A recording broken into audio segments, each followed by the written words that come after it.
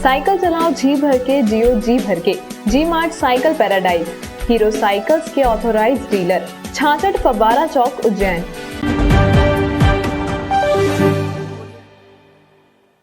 नमस्कार, जय श्री महाकाल। न्यूज मालवा के आज की बुलेटिन में आप सभी दर्शकों का स्वागत है और मैं हूं आपके साथ श्रद्धा पंचोली। आइए नजर डालते हैं न्यूज मालवा की कुछ खास खबरों पर। बसंत विहार कॉलोनी में रिलायंस जियो मार्ट के गोदाम में हुई 8.5 लाख रुपए की चोरी के मामले में चोर पुलिस के हत्थे चढ़ गए हैं। गोदाम के सुपरवाइजर ने ही अपने दोस्तों की मदद से इस वारदात को अंजाम दिया था। सुपरवाइजर ने ही चोरों को गोदाम की चाबी थमाई थी। मंगलवार की सुबह बसंत विहार स्थित जियो मार्ट के गोदाम में चोरी का पता चला था। सुरक्षा गार्ड पंकज वर्मा को ऑफिस के शटर पर ताले नहीं मिले तो उसने सुपरवाइजर को इसकी जानकारी दी। गोदाम में रखे डिजिटल लॉकर में 8.5 लाख रुपए गायब थे। लॉकर का डिजिटल लॉक खराब था, ताले तोड़े नहीं गए थे बल्कि खोले गए थे।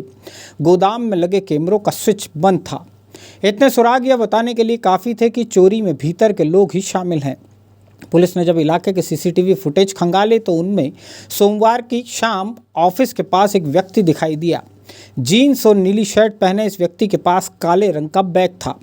पुलिस को यह भी पता चला कि गोदाम की चाबियां सुपरवाइजर सोनू व्यास के पास रहती हैं। मक्सी में रहने वाले सोनू को पुलिस ने सुझा दिया। इसके बाद तो उसके रोम रोम से आवाज़ आती रही, हाँ मैं ही चोर हूँ। मेरा दोस्त मनोज रघुवंशी भी इस चोरी में शामिल है। जियो मार्ट का सोनू खोटा सोना निकला। सुपरवाइजर को पुलिस ने सुपर से भी ऊपर का वाइपर बना डाला। अब यह वाइपर भैरवगढ़ जेल में सफाई के काम आएगा।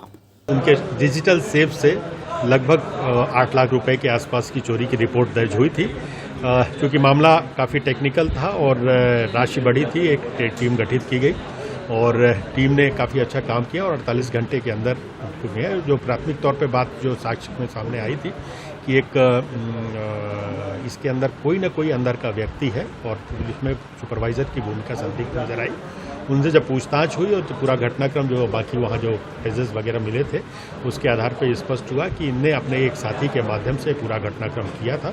हमने पूरी राशि जो लगभग 7,76,523 रुपये है वो जब्त की है और इसमें अग्रिम कार्रवाई की। फजलपुरा स्थित होटल अविका से बुधवार की रात पुलिस की टीम ने क्रिकेट का ऑनलाइन सट्टा पकड़ा है।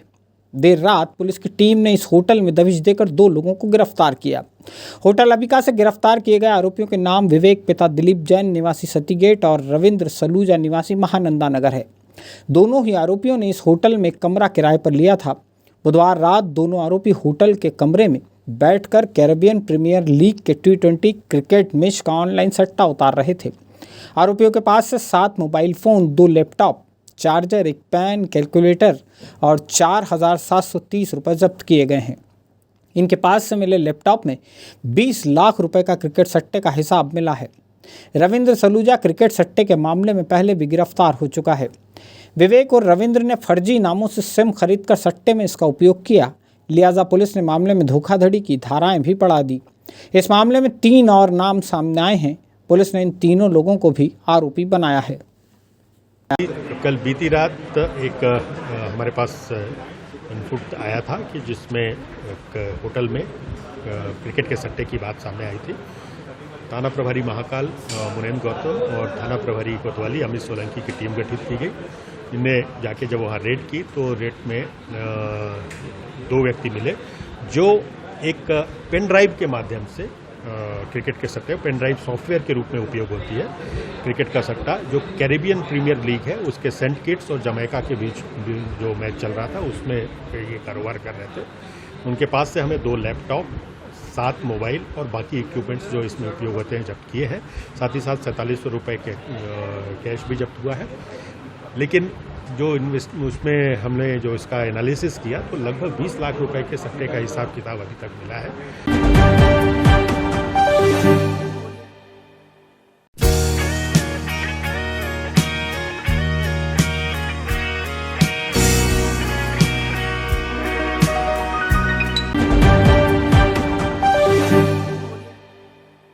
घासमंडी ओवरब्रिज के नज़दीक पाटीदार अस्पताल में 3 अप्रैल की दोपहर हुई आगजनी के मामले में गुरुवार को पुलिस ने गैर इरादतन हत्या की धारा भी बढ़ा दी है। मामले में दोषी पाए जाने पर अस्पताल प्रबंधन से जुड़े लोगों को आजीवन कारावास तक हो सकता है। कोरोना की दूसरी लहर जब शहर में खौफ का पर्याय बनी हुई थी, जब शहर की सड़कों पर सन्नाटा पसरा था, निजी हो या सरकारी सारे ही अस्पताल मरीजों से भरे पड़े थे, ऐसे वक्त में पाटीदार अस्पताल में आगजनी की घटना ने कोरोना के दिए जख्मों पर तेजाब डालने का काम किया। 3 अप्रैल की मनहूस दोपहर में यहां आग और धुएं में घिरे मरीज जान बचाने के लिए छटपटा रहे थे। यहां भर्ती 80 मरीजों में से 24 तो कोरोना संक्रमित थे। दमकल कर्मचारियों, पुलिसकर्मियों और समाज सेवा का काम करने वाले लोगों ने अपनी जान पर खेलकर मरीजों की जान बचाई, उन्हें बाहर निकाला। इस आगजनी में 4 गंभीर मरीज थे जिनकी बाद में मौत हो गई। इस पूरे घटनाक्रम पर माधवनगर थाने में FIR दर्ज की गई। पुलिस की जांच में पाटीदार अस्पताल प्रबंधन की कुछ ऐसी लापरवाहियां सामने आई हैं जिन्हें नज़रअंदाज नहीं किया जा सकता। यही वजह रही कि घटना के इतने दिन बीत जाने के बाद इस केस में धारा 304 लगाई गई है। यह धारा गैर जमानती है और इसमें दोषी पाए जाने पर आजीवन कारावास तक का प्रावधान है। केस में धारा बढ़ने के बाद अब पाटीदार अस्पताल प्रबंधन से जुड़े जिम्मेदारों पर गिरफ्तारी की तलवार लटक गई है। ये लॉकडाउन 2021 के समय पे पाटीदार हॉस्पिटल में आग लगी थी 3 अप्रैल 2021 को। इसमें कई सारे लोग घायल हुए थे, जिसमें से एक मेरे दादाजी भी थे, कन्हैया लाल जी चौरसिया, जिनकी उसी घटना में धुआं फेफड़ों में घुसने के कारण आग के कारण धुआं घुस गया था फेफड़ों में, जिसके कारण उनकी मृत्यु हुई थी। और जिसका मुझे आज पता पड़ा है कि थाना प्रभारी माधवनगर लोधा जी द्वारा इस पर अपराध पंजीबद्ध किया गया है, जो कि गैर जमानती धारा बढ़ा दी गई है। भस्म आरती दर्शन के ऑनलाइन बुकिंग पर 200 रुपये शुल्क का घोषित बिजली कटौती और बेतहाशा बिजली बिलों के विरोध में गुरुवार को कांग्रेस ने चामुंडा माता चौराहे पर धरना दिया। मध्य प्रदेश के पूर्व ऊर्जा मंत्री प्रियव्रत सिंह भी इस धरने में शामिल हुए।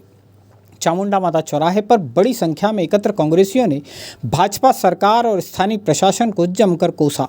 आरोप लगाया गया, भाजपा के नेता मंदिर का व्यवसायीकरण करने पर उतारू हैं, इसलिए भस्मारती दर्शन के ऑनलाइन बुकिंग पर शुल्क लागू किया गया है।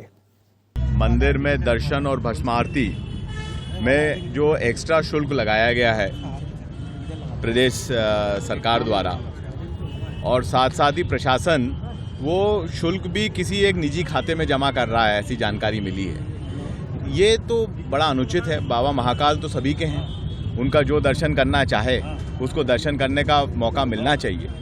और ये तो मनगढ़ंत तरीके से, एक तरीके से वो उस तरीके का शुल्क है जिस तरीके से लंका में रावण ने शुल्क लगा रखा था, उस प्रकार का शुल्क इनने यहाँ पे लगाया है। भारतीय जनता पार्टी के जो विधायक, सांसद, मंत्री हैं उज्जैन में, इन्होंने और जिला प्रशासन ने मिलके महाकाल मंदिर का पूरा व्यावसायिकरण कर दिया है। महाकाल मंदिर में लोग दुख तकलीफ में भगवान से आशीर्वाद लेने के लिए जाते हैं, अपने व्यापार व्यवसाय में समृद्धि मिले इसके लिए जाते हैं। उसका पूरा व्यवसायीकरण इन्होंने कर दिया है। अब अपने भगवान के दर्शन करने पे भी शुल्क लगने लग जाए तो ये तालिबानी हरकत नहीं है तो क्या हरकत है?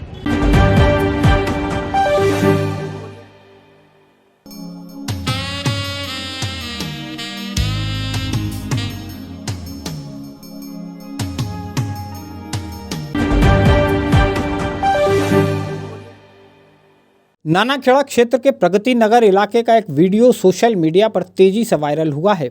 इस वीडियो में एक शख्स हाथ में धारदार चाकू लिए एक महिला पर लगातार वार करता जा रहा है।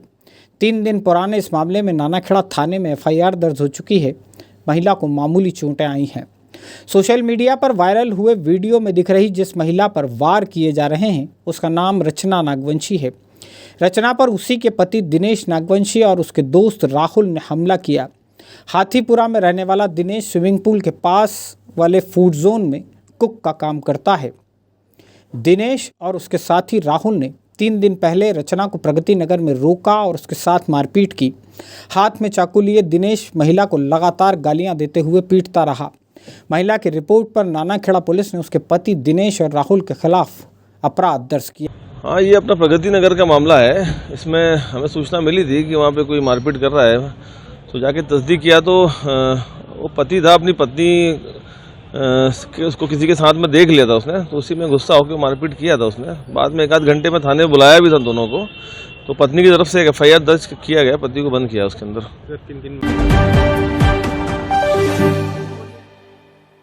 उज्जैन के वकीलों की प्रतिष्ठित संस्था बार एसोसिएशन के चुनाव में मतदान की प्रक्रिया अब 27 सितंबर को पूरी की जाएगी। इसी दिन 6 पदाधिकारियों के लिए होने वाले चुनाव के परिणाम भी घोषित कर दिए जाएंगे। 11 कार्यकारिणी सदस्यों के लिए पड़ने वाले वोटों की गिनती अगले दिन 28 सितंबर को होगी। बार एसोसिएशन उज्जैन के निर्वाचन अधिकारी नीलेश योगी ने गुरुवार को बताया कि एसोसिएशन के चुनाव में 15 अप्रैल को मतदान होना था। कोरोना की दूसरी लहर की वजह से 9 अप्रैल को ही लॉकडाउन लग गया और चुनाव टालने पड़े थे। राज्य अधिवक्ता परिषद ने अब 30 सितंबर से पहले मध्य प्रदेश में सभी जगहों पर चुनाव प्रक्रिया पूरी करने के लिए निर्देशित किया है। लिहाजा चुनाव प्रक्रिया जहां रोकी गई थी वहीं से इसे आगे बढ़ाया जा रहा है। 27 सितंबर की सुबह 11 से 4 बजे के बीच बार एसोसिएशन चुनाव के लिए मतदान होगा। सोमवार 27/9/2021 मतदान का समय सुबह 11 से 4 बजे तक रहेगा। प्रातः 11 से 4 बजे तक। 10 बजे मंडल अभिभाषक संघ के वर्तमान पदाधिकारी अध्यक्ष सचिव अपनी साधारण सभा लेंगे। तो साधारण सभा संपन्न होते से ही मतदान की प्रक्रिया चालू हो जाती है।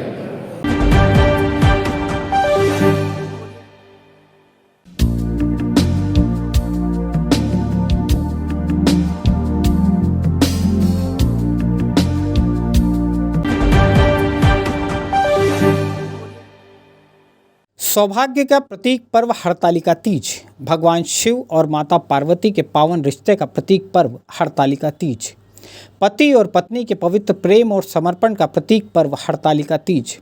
गुरुवार को लगभग हर सनातनी परिवार में तीज का पर्व मनाया गया। महिलाओं ने निराहार रहकर व्रत किया, भगवान शिव और माता पार्वती का पूजन किया। सौभाग्य के लिए पटनी बाजार स्थित भगवान सौभाग्येश्वर के दर्शन किए। पिछले साल कोरोना संक्रमण की वजह से 84 महादेव में से एक सौभाग्येश्वर मंदिर में दर्शन बंद थे। इस बार महिलाएं भगवान के दर्शन कर सकी, लेकिन मंदिर के बाहर से। कोविड गाइडलाइन के चलते महिलाओं को मंदिर के भीतर प्रवेश नहीं दिया गया। आज के दिन हरतालिका तीज का व्रत है। ये भगवान भोलेनाथ को प्रसन्न करने के लिए माता पार्वती ने इस व्रत को किया था और बड़ी श्रद्धा के साथ सभी सुहागन महिलाएं इस व्रत को रात जागरण करके पूजा पाठ करके बहुत भव्य तरीके से मनाती हैं। सभी सुहागन स्त्रियों को भगवान सुहाग दे, अमर सुहाग दे और सभी स्त्रियों के लिए जो मनोकामनाएं पूरी करे, इसी की आशा के साथ सभी महिलाएं व्रत रखती हैं। गोला मंडी इलाके में रहने वाले एक पंडित ने बीमारी से परेशान होकर जहरीला पदार्थ खाकर आत्महत्या कर ली है। गोला मंडी में आत्महत्या करने वाले शख्स का नाम चेतन पिता श्याम किशोर बैरागी उम्र 21 साल है। वह पंडिताई का काम किया करता था। उसने बुधवार शाम गोला मंडी स्थित अपने मकान में जहरीला पदार्थ खा लिया। जीवाजीगंज पुलिस ने यह मामला जाँच में लिया है।